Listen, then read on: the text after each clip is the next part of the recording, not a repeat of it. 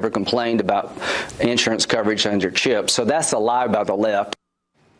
Okay, well, joining us now with her thoughts is former Congresswoman Nan Hayworth. Nan is a member of the Independent Women's Forum Board of Directors. She's also a member of the Donald J. Trump for President Advisory Board. Nan, good morning. Good morning, Cheryl. Well, so the big controversy here, and this is where all the political ad spending is already starting in certain states, is the pre-existing conditions. There is concern from the left that states are going to use these waivers and the insurance companies are going to jack up prices for pre-existing conditions. Is that a fair concern? It's always a concern that we share as Americans, but it's not a fair concern about this bill. Cheryl, there is specific language in the bill to say that coverage must be adequate, must be appropriate, must be available and accessible to patients with pre-existing conditions, as has been the case with Obamacare. So that has not changed, and it is unfair and wrong to accuse this bill of not covering pre-existing conditions. But even if the states have that power, and I think, there is some concern about the language, but let's talk about the other thing.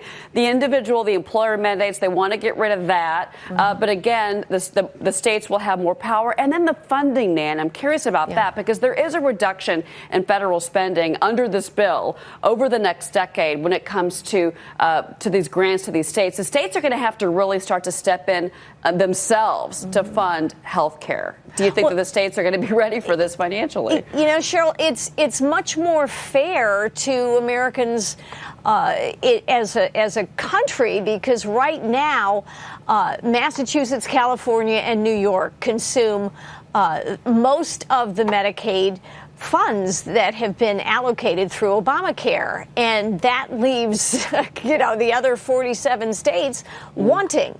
So we have to try to make this more fair, more balanced, more equitable, and more sensible. And the way to do that is to give each state much more ability to innovate, to custom tailor their Medicaid plans and their insurance requirements, the allowances for more affordable plans for people who don't want to be pushed into government insurance.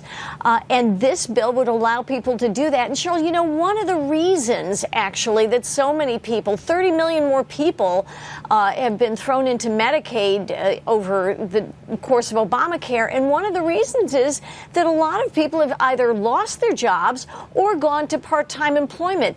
Eliminating the employer mandate actually will help put those folks back to work, so they will have more power in their own control to buy the insurance that they need. Yeah, well, Nan, again, it's going to be interesting next week. They're up against the September 30th deadline. Yes. This is Congress. This is going to get political. There's going to be a lot of lobbying on both sides. There is. And we're going to be all over it. Nan, thank you for joining us this morning. You're a great voice on this. Thank you, Cheryl. Pleasure. Coming up, you won't believe